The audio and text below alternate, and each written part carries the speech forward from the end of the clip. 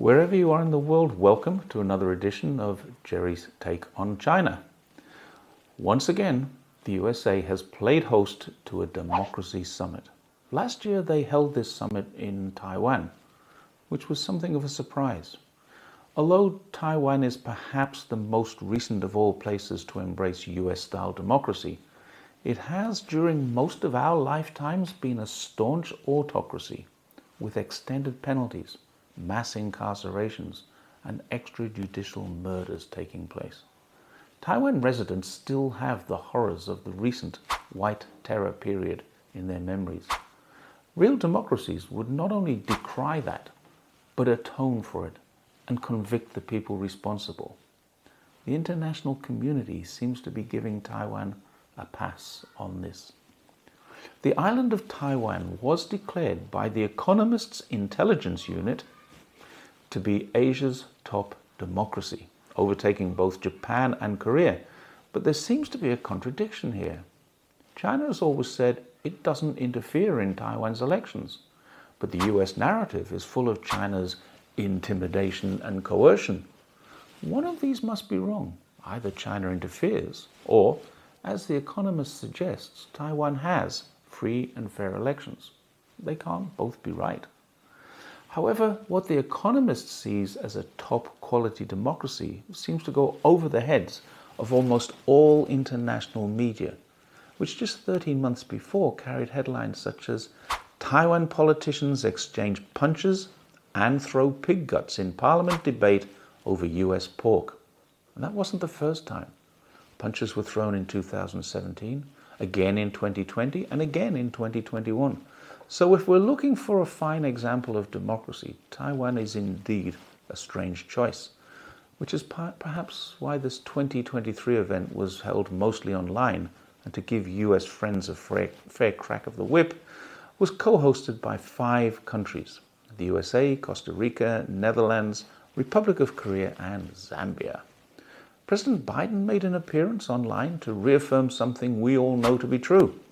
We are at a turning point for our world. He went on to say, toward greater freedom, greater dignity, and greater democracy. But those words, turning point, raise questions for me.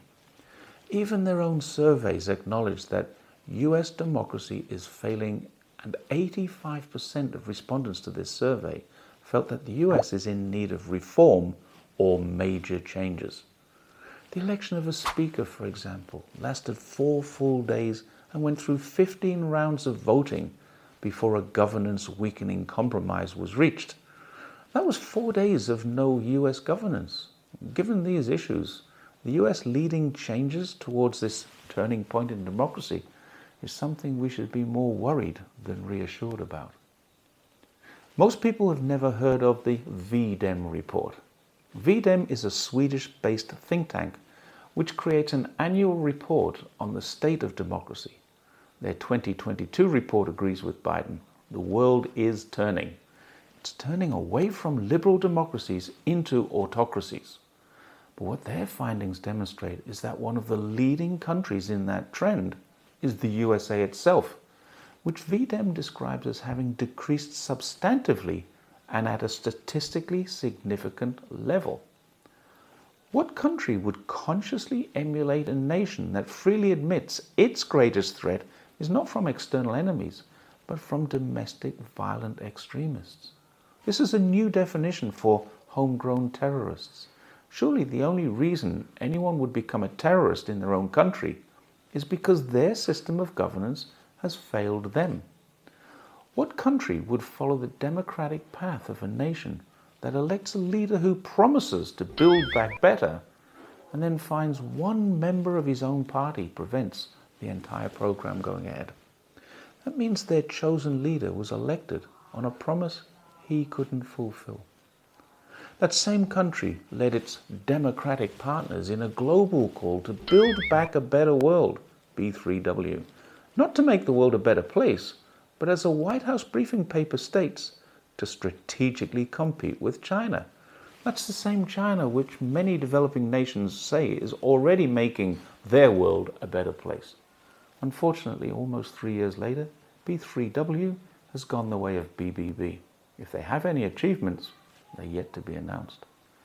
What kind of communities would enlist in cooperation with a country that has unilaterally sanctioned over 20 other countries and has individual sanctions on 20,000 people? Remembering that one of these sets of sanctions has been in place against Cuba for a generation and has been voted against by almost the entire UN community, not once, but for 29 consecutive years. Democratic? I think not. It's fair to say the world is at a turning point, but one in which the meaning of democracy needs redefining. It doesn't just mean elections where people vote.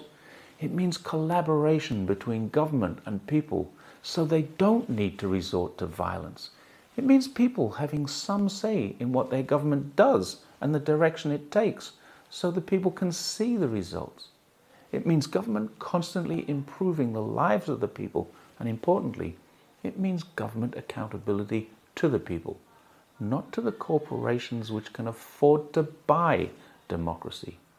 If what Joe Biden meant is that more countries should pursue US-style democracy, then their annual summits are going to be seen for what they really are: time-wasting, virtue-signaling talkfests. That's what I see. So if you enjoyed that, please like, share, subscribe, particularly sharing. We need to get this message out. And thanks very much for watching Jerry's Take on China. I'll see you next time.